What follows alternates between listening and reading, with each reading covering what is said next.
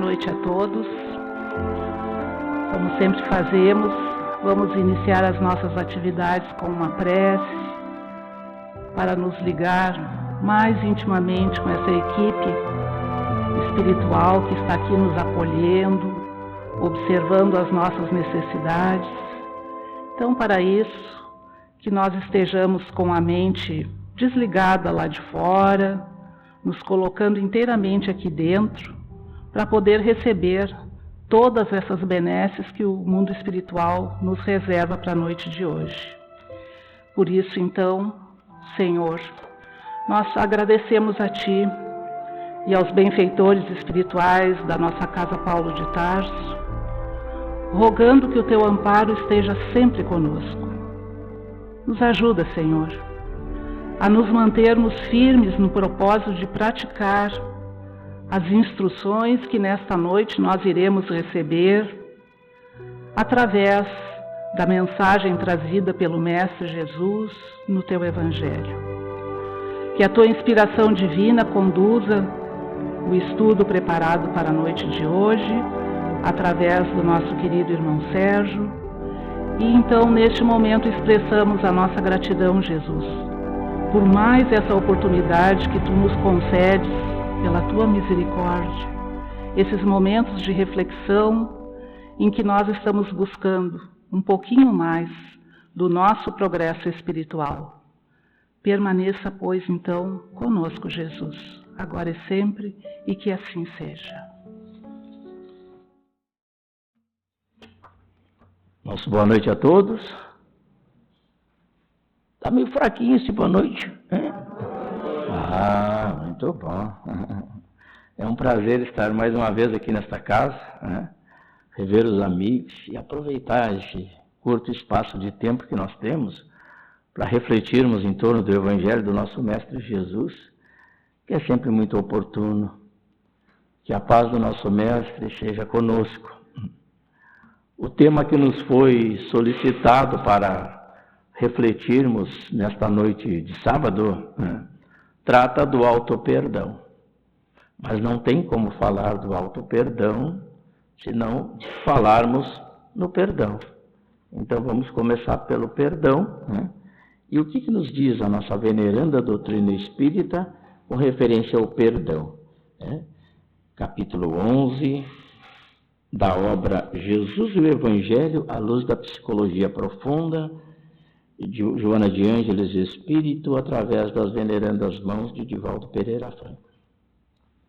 O perdão é a superação do sentimento perturbador do desforço, das figuras de vingança e de ódio, através da perfeita integração do ser em si mesmo, sem deixar-se ferir pelas ocorrências afligentes dos relacionamentos interpessoais.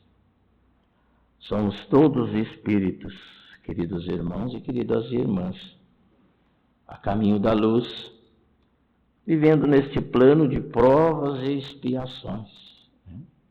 E como seres sociais que somos, estamos constantemente em comunicação, em vivência com demais irmãos. Vivemos numa sociedade integrada, né? E essa integração nos colocando frente a frente com irmãos, muitas vezes gera por nossa própria responsabilidade, né? Cada um vendo, né? Se vendo, né? Diante desse viver, desse caldear, né? Nesta reencarnação que nos encontramos, que ela justamente se coloca, né, como reencarnação, nós espíritos, através de vivências que planejamos no plano espiritual, aqui estarmos encarnados para colocar em prática. Então, no caldear de toda essa relação, cada um consigo mesmo, cada um com aquele que lhe acompanha a caminhada, com Deus, estamos todos unidos. Mas eis que no dia a dia, nos embates da vida, né, muitas vezes não somos tão fraternos como deveríamos, e vice-versa.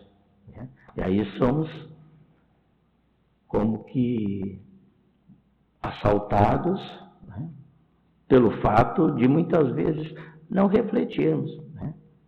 Entre a ação e a reflexão deveria haver sempre a reflexão. Né? Então, muitas vezes agimos movidos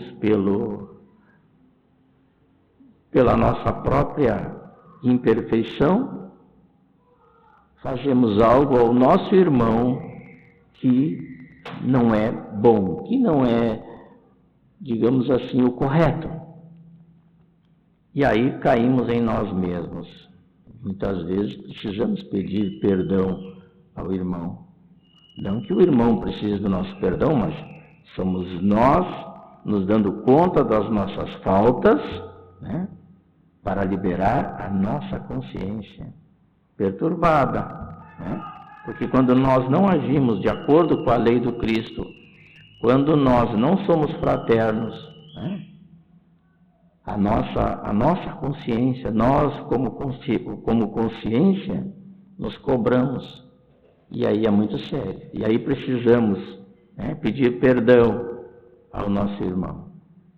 Mas se perdoar ao outro, né, é complicado.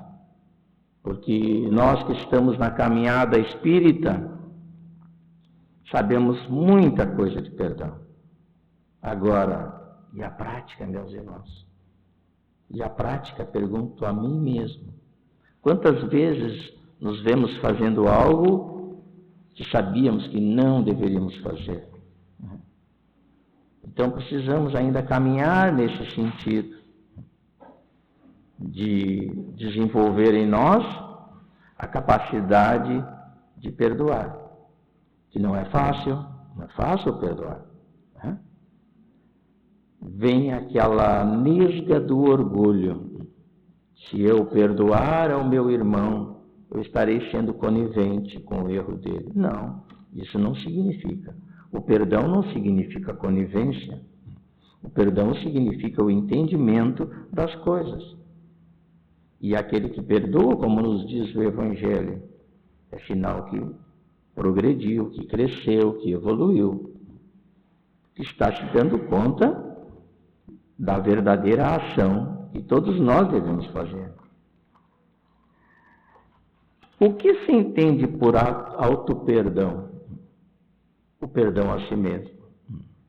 Aqui nós vamos nos demorar mais um pouco, porque o foco da nossa exposição é justamente o auto-perdão.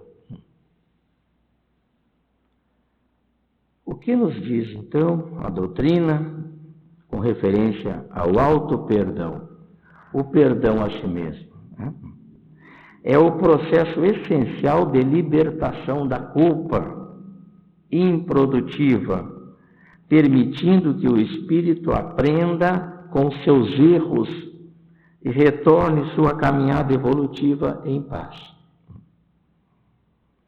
Libertação da culpa. Através do auto-perdão, nós nos liberamos daquele peso que carregamos na consciência de haver feito alguma coisa errada em algum momento da nossa vida.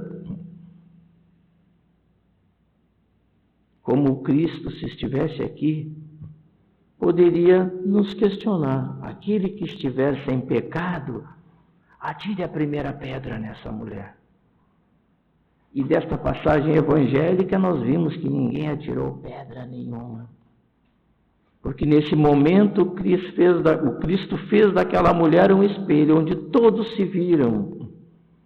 E todos puderam refletir, não, mas como que eu vou julgar uma pessoa se no lugar da pessoa eu faria a mesma coisa? Será que eu estou tão isento assim? Será que eu estou tão superior que eu posso apedrejar uma pessoa, tirar a vida de alguém? Cristo fez dela um espelho para que cada um que ali estivesse pudesse se ver. E cada um se viu, e cada um por algum momento fez o seu exame de consciência. Eu não estou tão limpo assim. Os mais idosos colocaram a pedra no chão, foram os primeiros a se recolher. Aos poucos as pessoas foram se dispersando. Ficaram ali alguns jovens gritando algumas palavras de ordem, mas o movimento foi colocado a uma água fria na fervura. Ficou o Cristo, a mulher, que deveria ser julgada, condenada, e os seus discípulos. O Cristo olha para ela e diz: onde estão os teus acusadores? Ela, tremendo, apavorada, disse: não tem ninguém aí. Mas ao mesmo tempo ela pensou: eles não me apedrejaram, mas esse aqui tem moral para me condenar. E o Cristo olha para ela e diz: pois eu também não te condeno. Mas eis a parte mais importante da passagem. Vai significa retoma a tua vida, entra na caminhada e não tornes a pecar. Olha que bacana, ele inocentou ela, mas disse: não tornes a pecar. Ou seja, ele sabia que ela realmente havia, digamos assim, cometido a falta. Mas por uma falta nós não vamos ficar nos cobrando a vida inteira. Isso é injusto. Isso é muito injusto. É uma maneira, muitas vezes, de se machucar, achando que machucando está resolvendo o problema. Não está resolvendo coisa nenhuma. Quando Cristo nos disse: bem-aventurados os misericordiosos, porque receberão misericórdia. Aquele que é misericordioso, ele vai receber a misericórdia. Se o Cristo nos ensina a ser misericordiosos com os nossos irmãos do caminho, por que nós não vamos exercer a misericórdia, cada um consigo mesmo? Não é passar pano, não é fazer vista grossa às nossas imperfeições. Sim, detectá-las, encará-las, mas buscar aprender com elas. Joana de Ângeles Espírito, através de Divaldo Pereira Franco, nos diz repetidamente: quando estiveres passando por uma dor, por uma dificuldade, por um sofrimento, não reclama, não te revoltes, mas pergunte: Senhor, o que eu preciso aprender para vencer esta dificuldade? A dor e a dificuldade, o sofrimento é pedagógico, está nos ensinando algo. Se nós necessitamos do auto-perdão, vamos aprender como nos perdoarmos.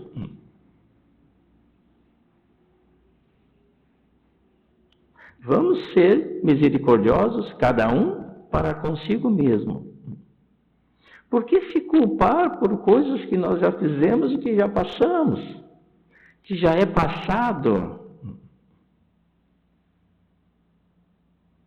Mas eu gostaria de voltar, eu gostaria disso, eu gostaria daquilo.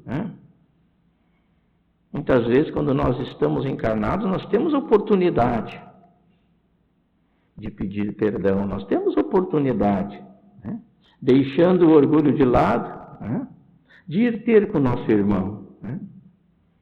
Olha, meu irmão, me desculpe, eu pisei na bola naquele dia,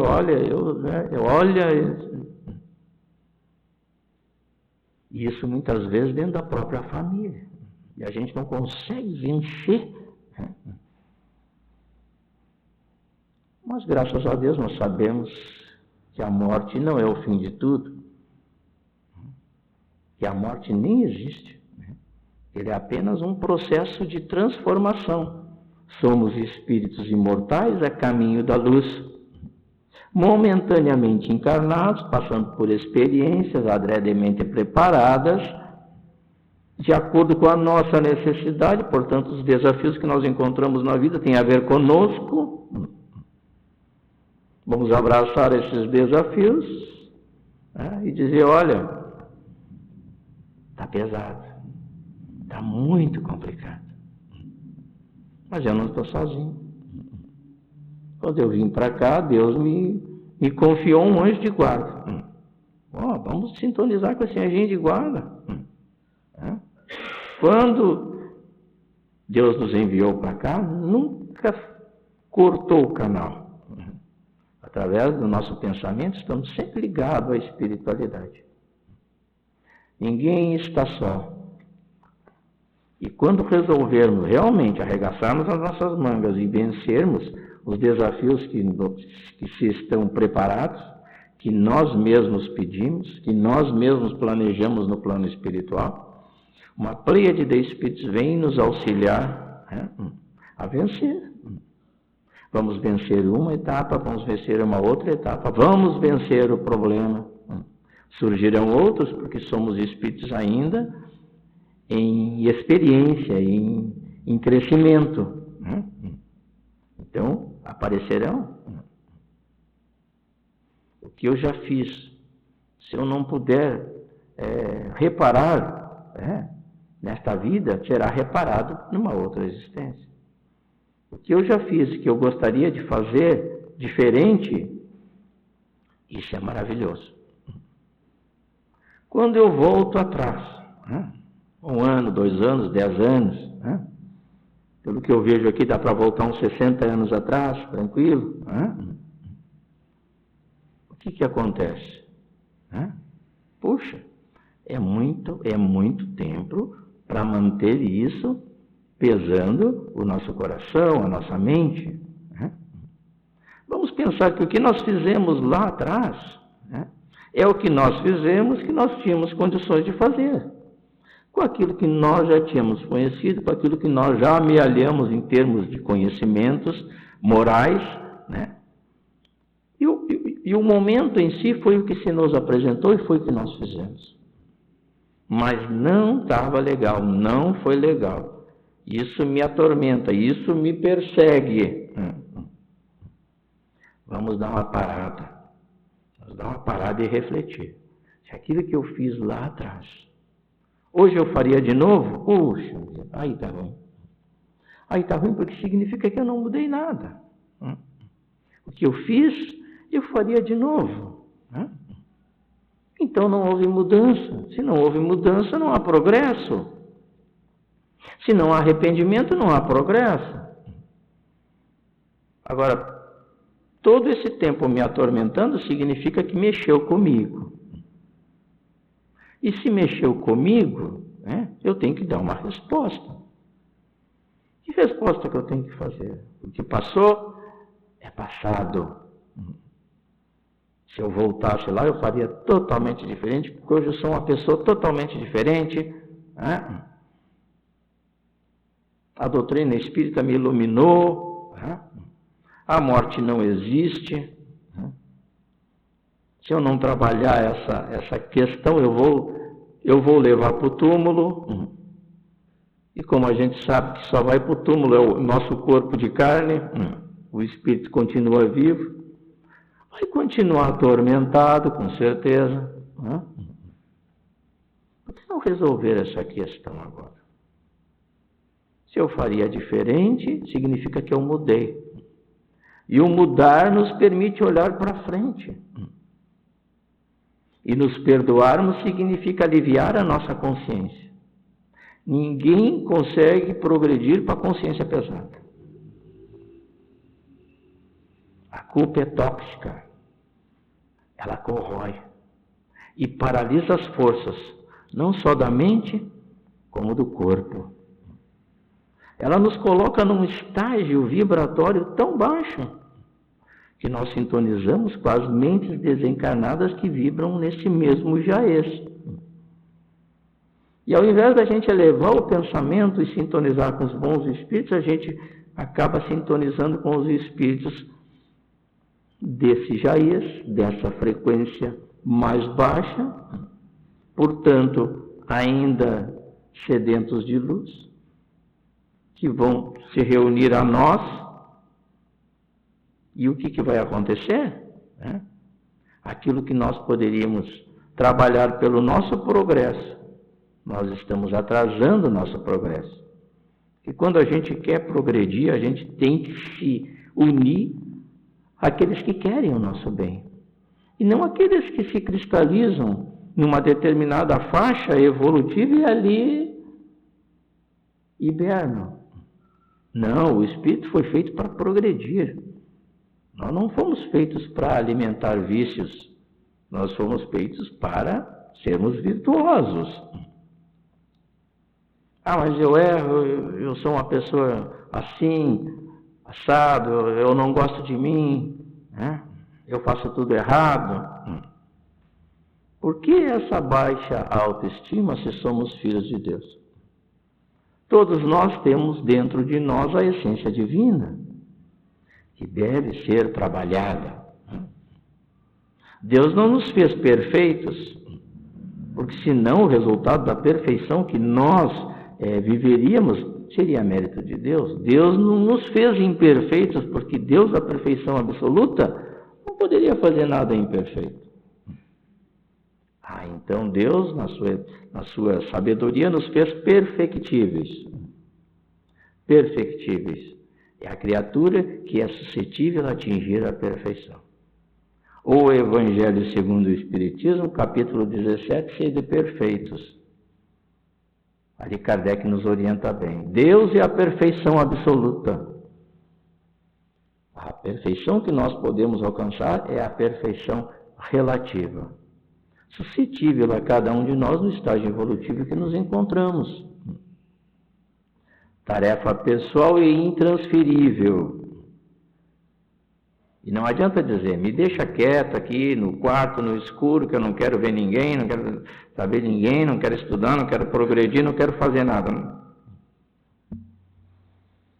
Mas cedo ou mais tarde, o automatismo da lei divina fará com que essa pessoa desperte, fará com que ela se levante, fará com que ela caminhe e ela progrida. Porque a lei de Deus é a lei do progresso. Porque autoculpar-se é perda de tempo. Não vai nos auxiliar em nada.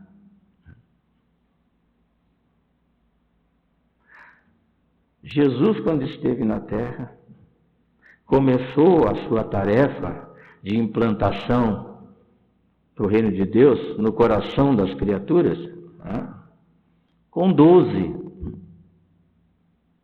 Desses 12, a gente sabe que um traiu, o outro negou, um desconfiou. Eu preciso ver para quê? Bem capaz, eu vi o mestre morrendo na cruz, agora vocês vêm me dizer que no terceiro dia ele apareceu aqui, Tomé, não, eu não acredito, não, só acredito vendo. Dos emissários mais próximos do Cristo, praticaram o seu erro, mas todos eles souberam fazer o trabalho de volta. Todos eles se encontram hoje ao lado do Cristo, trabalhando pelo nosso progresso. Como que nos dizendo assim, irmãos, eu também errei, mas eu não fiquei me culpando muito tempo. A consciência cobrou, eu caí em mim e procurei fazer o que tinha que ser feito. Vejam, meus irmãos, que o erro faz parte, de fato, do processo evolutivo. O Cristo teve um dos maiores fiéis dele, que é o patrono dessa casa, Paulo de Tarso. Antes de ser Paulo, ele era Saulo. E por ser Saulo, e muito, digamos assim, atrelado à lei de Moisés, achava que só a lei de Moisés estava pronta. E que o Cristo, então, o que o Cristo trazia como a nova mensagem do amor não tinha valor. Durou pouco tempo esse reinado. E na estrada para Damasco a gente sabe tudo o que aconteceu. Né? De Saulo, né, virou Paulo, de perseguidor de cristãos, passou a ser aquele que através da palavra conseguiu fundar várias igrejas e expandir o Evangelho de Jesus, né? Fazendo o seu esforço, fazendo a sua parte. E como fez, né? Como fez? Bem feito, né? Paulo de Tarso, né? Um espírito maravilhoso. Está trabalhando ao lado do Cristo pelo nosso progresso, nos dizendo, irmãos, né? Vamos levantar, vamos sacudir a poeira e vamos crescer. Juntos, cada um dando as suas mãos, se permitindo o perdão, compreendendo que não há uma outra saída para que nós possamos realmente liberar as nossas consciências das dores, das dificuldades, né? Dos erros, dos equívocos que já praticamos. Através do auto perdão vamos nos liberando disso. Não estamos sós. E através da casa espírita podemos receber o auxílio que tanto precisamos. Através do passe que cada um vai receber. Procurando elevar o seu pensamento. Quando recebemos energias de paz, de amor, a nossa frequência aumenta e cabe a nós mantermos a nossa frequência elevada. Mas a nossa vida de relação é tão complicada que muitas vezes eu saí ali na porta, né? Podemos esbarrar em alguém e já nos revoltarmos. Pode alguém não dar passagem para nós, vamos sair de carro, pronto, já é o fim. Mantenhamos os nossos pensamentos equilibrados, porque tudo começa aqui. Tudo começa através dos nossos pensamentos. Nós somos o que pensamos. Uma cadeira não se faz porque se disse, faça-se a cadeira. Não. Alguém projeta esta cadeira. Alguém coloca as dimensões. Né? Alguém diz de que material ela vai ser feita. Como ela vai ser construída. Como ela vai ser fabricada. Tudo começa aqui. Se nós soubermos manter as nossas mentes mais equilibradas, vamos errar menos, com certeza. Vigiai e orai. Vigie os seus pensamentos. Como está a sua vibração mental? Repetindo, através dos pensamentos que nós criamos, atraímos as nossas companhias espirituais. E também as nossas companhias encarnadas, né? Porque o pensamento é algo magnético que atrai. Não adianta a gente se queixar. Puxa, só aparece gente na minha vida que complica. Sou eu que estou atraindo essas pessoas. Então, através do nosso pensamento, da nossa mente, a gente faz a seleção dos nossos amigos, encarnados e desencarnados. Recurso do passe, recurso da prece, recurso da água fluida, da água magnetizada. Sabemos que a água é um dos elementos da natureza que se magnetiza com mais facilidade. Pense positivo e deposite fluidos positivos nesta água. Ela vai se tornar um remédio. Agora, quando você estiver desequilibrado, não olhe para a água, porque ela pode se tornar um veneno que você mesmo pode tomar. Que Deus nos abençoe, que Jesus nos ilumine e continuemos na paz do Senhor.